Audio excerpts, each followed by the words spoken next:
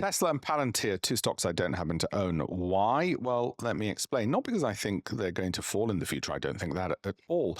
Let's have a look at Palantir for a start. Nice little upward trend.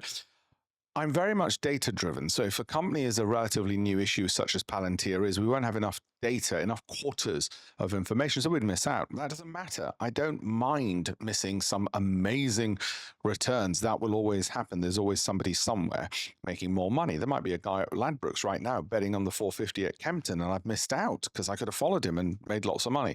That will always happen. Or the guy who put red on blackjack, or whatever you put red on at Vegas. Tesla, why don't I have that anymore? We've had it in the past. It's a great one to lure people into and talk about in the markets. But here's the problem. Okay, volatility. I just don't want the volatile ride. Now, again, I have no issues that it's going to go up. I have absolutely no qualms, no doubts, rather, that it's going to go up. I certainly think it will.